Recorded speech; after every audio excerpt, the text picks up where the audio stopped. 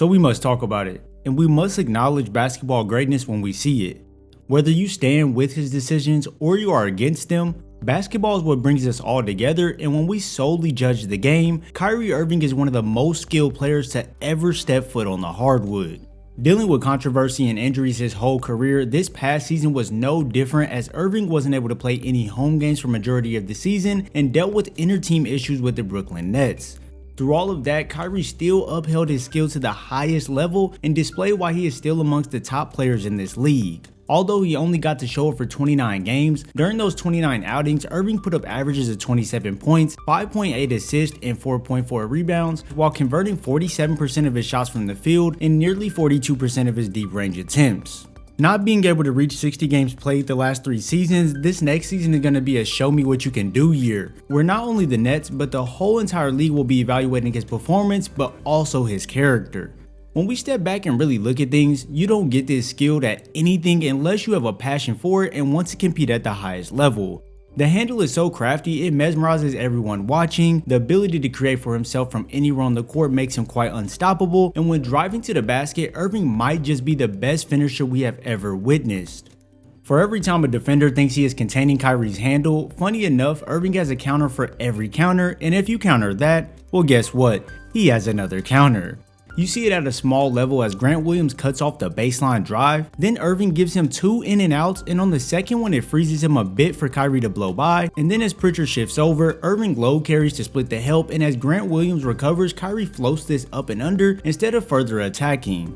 Finishing amongst the big men when you are a smaller guard who isn't physically imposing is a very difficult thing to do. You must combine timing, placement, and creativity all into one package, and that is what will make you competent when getting downhill. The footwork Irving has paired with the sharp handle is highly overlooked for most people, and you can't be great at penetrating the defense if you don't have both. Seeing this play here in live speed doesn't allow most to see the complexity on this fast break lay, but when you slow it down, you see as Kyrie pushes at KPJ, he crosses to the left hand while planting the left foot hard, selling the change of direction, but simultaneously shifts his body going right, and this throws Porter off just enough for Kai to get into the paint and use this up and under to finish at the rim. Moving at high speeds and stringing moves together based on how the defense reacts is a skill not many have, and when getting in half-court sets, Irving is way more deadlier.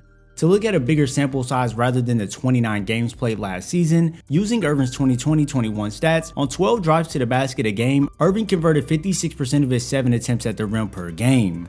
Using a change of pace, quick snatches off crossovers, and herky-jerky movements, staying in front of Kyrie is one of the hardest tasks for a defender to do, and the fluidity Irving possesses helps him flourish when attacking and finishing the lay. Planting hard to go back the other way as Smart gets over the screen quickly, Irving then banana splits the defense, and as Theis shifts to help, Kai absorbs the contact first to shield Theis off and finish the glass with the right hand with some English. It makes the defense even more frustrated when they aggressively attack him off the screen. He'll get extremely low on the drop cross, and when met with contact at the basket, use his offhand and body to create distance from the defender and finish the bucket.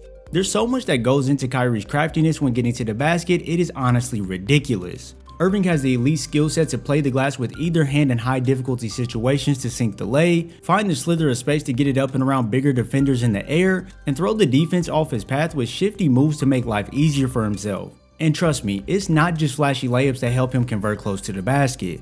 Catching deep in the paint here, Irving notices Ibaka rotating and gives him a up fake, takes one dribble and then spins off the left shoulder and knocks it down with his mini fade. Or you see Irving slice the defense and then go use that traditional floater before colliding with bigs. And then when attacking downhill, he can sail the drive, step back to create space, and fade to knock it down.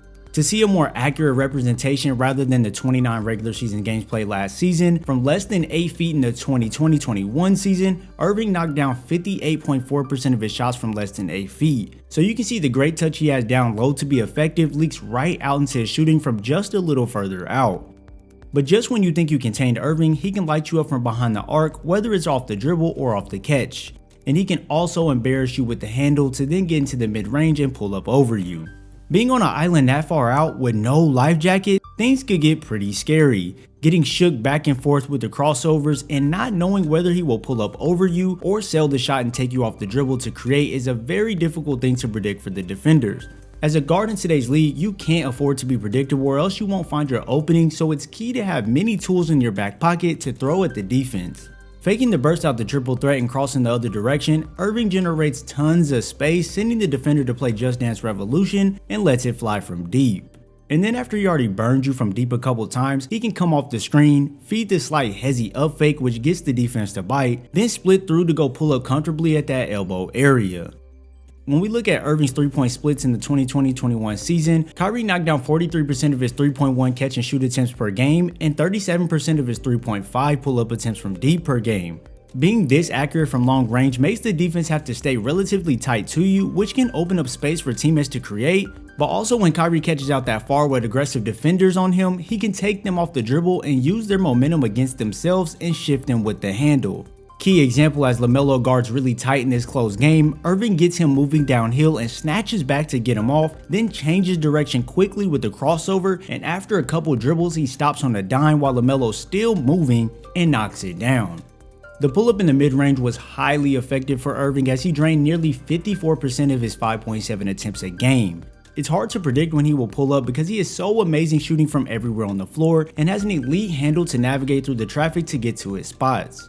Having Irving off ball next to Ben Simmons will be very beneficial as well for this team, as Irving gets scorching hot off the catch, and once defenses start to run out to him on the perimeter after he's knocked down a few, then he can start attacking their closeouts hard, resulting in buckets closer to the rim.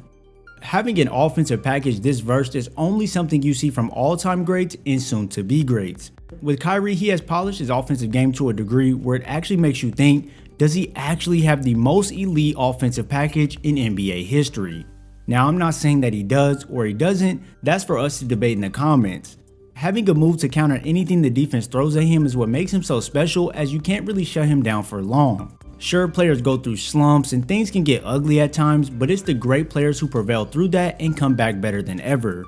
For Kyrie Irving, we have seen that time and time again, and he has solidified himself in my eyes as one of the greatest basketball players I have ever seen. This Brooklyn Nets team can really make something special happen this season if they really just lock in and stay focused. You have KD, who is elite, you have Ben Simmons, and you have Kyrie Irving. There's no excuse for them to be able to bring it together and make something great happen. Where do you all see Kyrie in your eyes? Is he a great? Is he a decent player? Or is he a Hall of Famer? What do you think? And also, how well do you think this Brooklyn Nets team will do this season? Let's talk all about it in the comments.